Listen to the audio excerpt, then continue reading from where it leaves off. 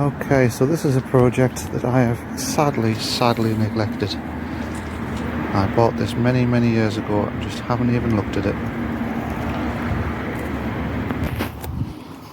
Does the engine even still turn over? Well, it does. Recoil's almost working. Does the grass cutter bit still work?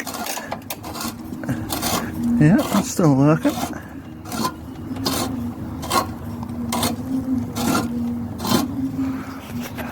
You oil in it?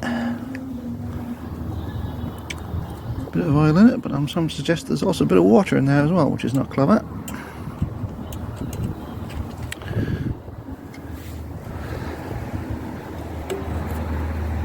That's supposed to be the stop switch. See if I can get this thing to get some compression, because at the moment I don't think it is.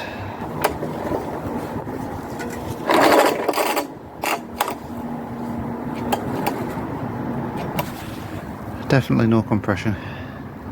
That's a shame. Well, I think for now the idea would be just to dismantle it, so at least I can get it in the dry. Suffolk punch. I did originally buy this knowing that it wasn't running, because I've got an engine for this which I restored many years ago, and the idea was that if I couldn't get this working, at least I could put another engine, put my other engine in, my good known working engine into it. These are going to be a problem because these are completely rotten. Might be a good idea to throw those away actually, because they've got woodworm and everything, them things. Don't want that catching on, do I? Other than that, she's still looking fairly solid. So apologies for the old Suffolk leaving it outside. Sorry about that. Okay, so I've got those rather skanky front rollers off. That's the shaft for it. There's this here as well, and I'm a bit puzzled by that because I don't know where that's come off. Maybe it's been there since I picked it up, which was probably a good 10 years ago, maybe. Yeah, that engine has definitely got no compression whatsoever. There's a clutch there for engaging the self-propelling bit. As advertised there, it's a Mk7. The engine's a Suffolk Punch, Suffolk Iron Foundry, its own item. That'll probably end up getting tore down and inspected. I dare say there's just a stuck valve, but it's probably worthwhile giving it the once over. I mean, a new cylinder head gasket. But you know, these things. Carburetor's there's no air filter. Need new air filter. Other than that, it's reasonably complete. I'm fairly sure I've got the petrol tank. So I think the first thing to do is get rid of these handlebars. It'll make it a lot easier to move around in what is admittedly a very small working area I've got here, and keep it nice and warm with the old paraffin heater. There's no petrol in this obviously, so yeah, let's go. Okay, I've got the handlebars off, and these are fairly rusted, so I think these are probably going to have to be sanded down, treated and painted. So that's the first stage. What I'm going to do now is I'm going to take this carburetor off, and then I'm going to have a look inside this I forgot what you call it now, tappet chest I think it's probably called, and see if the valves are indeed stuck. Okay, so I've got the carburetor off. Everything seems to be still moving okay. That's the throttle, that there. That's your choke, which moves. I think it's giving me a bit of ponder at the moment is that's obviously the fuel inlet, and there's the pipe, but the pipe appears to be blocked. Don't know what's going on there. That'll be the pilot mixture screw, I'm guessing. Does this one have a tickle on it? Oh yeah, there's the tickle. Other than that, it's, you know, it's not in too bad a condition, I suppose. Okay, not 100% sure what that's for, but I've got it out. Right, so where are we? We are, this is, yeah. Where are we? Let's have a look. Let's try turning the engine.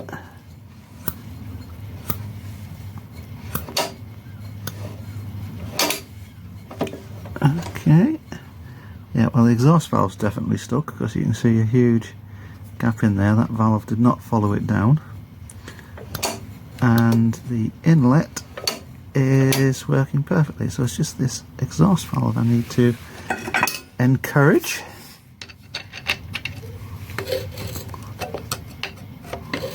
Yeah, you can see the gap. That's what I'm trying to encourage to move down. Get a bit of leverage on it, I think. Let's have a look. Where are we at?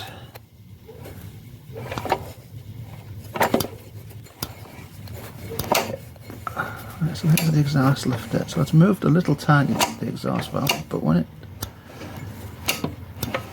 Oh, in fact, what's happening now is the cam follower isn't even pushing down either. Oh, there she goes. There's the cam follower gone. Okay, so this is 5 minutes later, and I'm trying to do this one-handed, but hopefully you'll be able to see that it is now working. The only problem is, I still don't have any compression. But I am, because I'm the type of person I am, the engine seems to be running free. I want to hear it go bang. Yeah. I want to hear it go bang.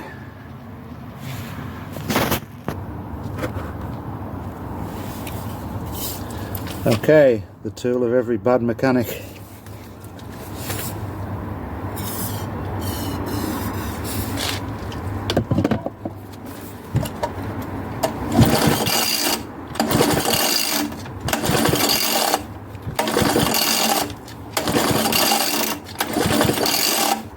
Well, it's got compression now anyway. Well, that was disappointing, wasn't it?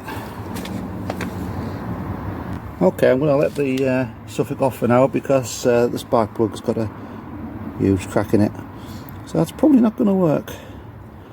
And I probably don't have one of these, so what I'll probably do is I'll order one up. Well, you did hear me boast that I had a fully working spare engine. And there she is, and of course one thing she's got is a hopefully working spark plug. Okay, it's time to take 2 time.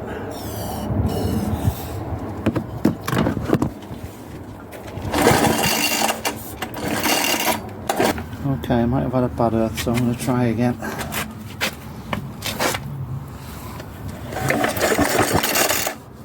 Well, the ignition system's right through back, because even with this setup I ain't getting no spark, and that definitely should, I definitely should be able to see a spark across there.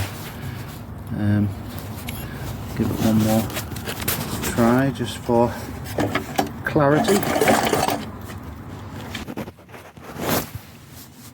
Okay, so I'm going to cut a few bits out here, but I've tested the spark from the end of the lead and there's no spark coming out of there, but there is a 42 kiloohms on there, which sounds about right. I haven't done any research, but it sounds about right. So the primary coil's okay. So if anything, it's probably going to be the points of the condenser, I think, that's stopping it sparking. But it definitely has compression now. I know that because it's killing me to pull the stupid thing over now. It's got lots and lots of compression. And the other good news as well is that there's no clunks or noises or lockups. So that's good. So I think the next stage is to remove the engine. Curiosity got the better of me as to see if I could have a look at the points on this thing.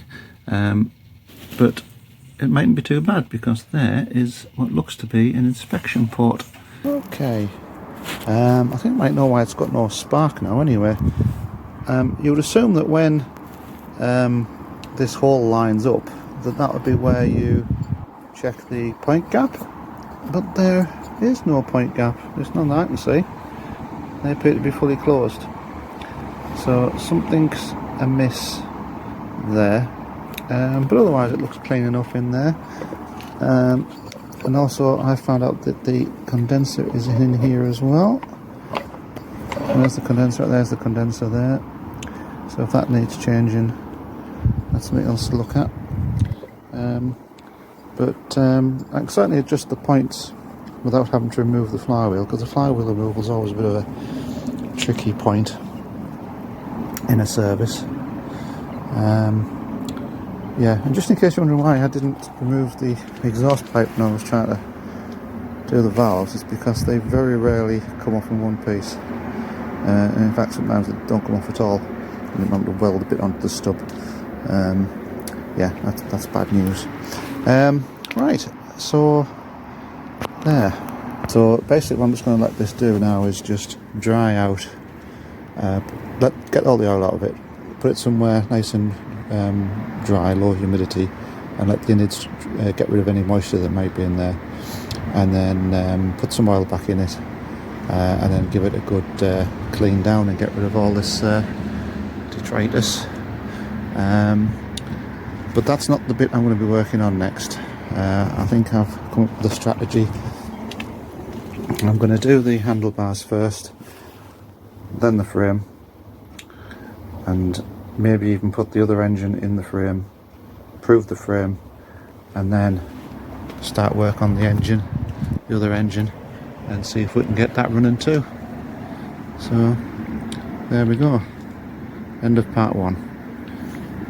Suffolk Punch Mk7.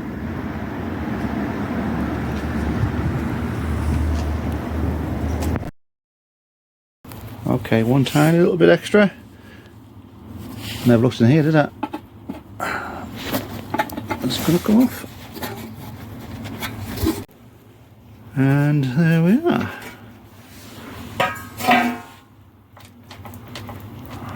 I mean, that gear's slack as hell. That's got a tension on it, that's alright. That's alright. Yeah, I think it looks okay. I mean, that belt's a bit slack. That's that bolt, isn't it? So maybe that's just the way it is. What's that actually driving? Oh, it's just the first reduction gear for this. Right. Yeah, so it reduces, then reduces. And this is the engine drive to the cutters, which has got the tension on. So that's doing 90% of the work, and that's only doing about 10%. So the fact that that's a bit loose isn't a major issue. I suppose I could always get another chain if it does start snagging, which it might do. It's very near the limit there. If it starts doing that. Anyway, that's for another day.